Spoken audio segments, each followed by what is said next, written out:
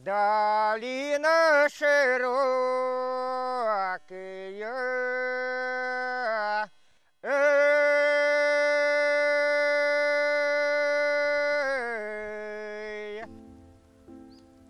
До 7 год я годувався у Сибірі. Ну, на це говорять по-нашому, так і говорять, так і ми це все говоримо. Ну, а тут мене вже в школу Свердловськ батьки привезли, вже в школу треба йти. Ага. А батько каже, а як він пойде, він, так сказати, по-русски не говорить. Ну що, а йти ж треба, що, 7 років. Ну що, привели, а я своє, а не своє.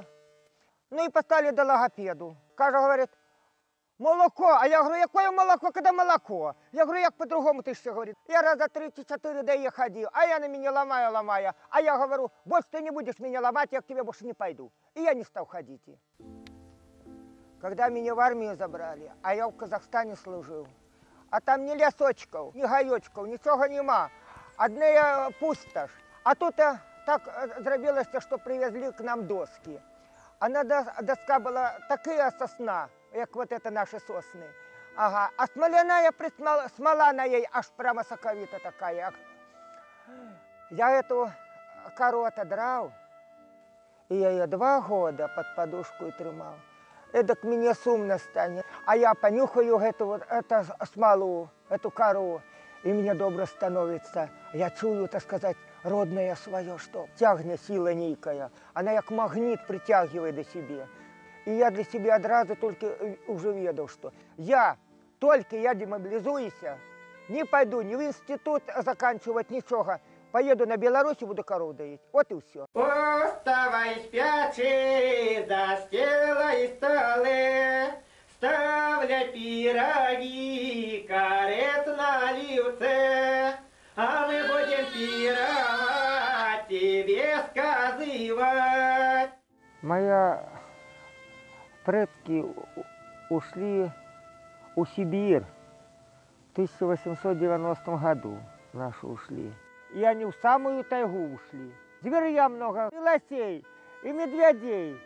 Это у всего, так сказать. И кедра родит. Кругом нас нема других людей. Одни белорусы. 3 вёски и на 70-80 километров никого нема. Хоть так, хоть гедок, у нас никого, одни мы. Только мы. Вот так что вот чему мы заставались такие. Мы жили своим. После революции такая бреданина началась, хай Бог крые. Одни в родине за красных идут, другие остаются за белых. А тут недолго думая, давай раскулачивать. Раскулачивание пришло. Ну, кто разумнейший был, те все попродали, что можно было продать. Ну и уже говорят, что покрали. Кто и сжигал, будто бы это все погорело. Всяко было. Выселение пошло. Гоняли, не давали даже рыбу ловить. Хоть умирай. Горами, долинами идут турки с татарами. Между ними туркиненька звали Хова княгиненька. Я отчуваюсь казаком, воином. Вот покуль мы існуємо, існує і наша батьківщина. Існує именно, так сказать, наша национальная, так сказать, это Белоруссия. Потому что мы сгинем, тогда скажут, а это просто люди. А якого роду племени уже тебе нема чим буде им сказать и оправдаться.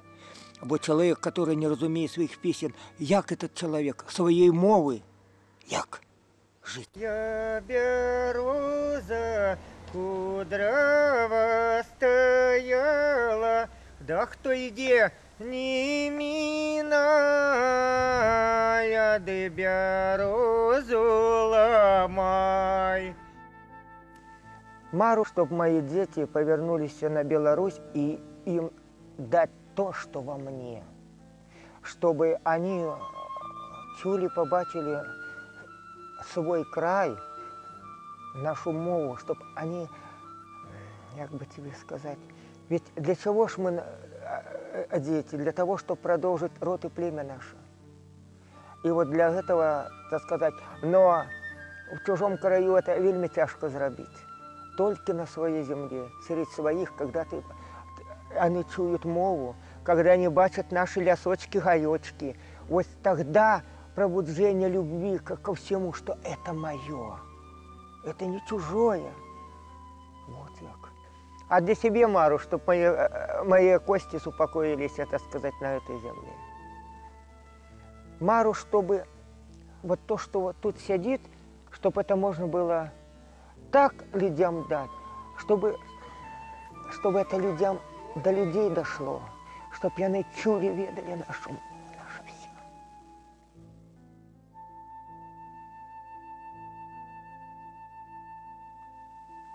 Ой, ладно, шибко разошелся.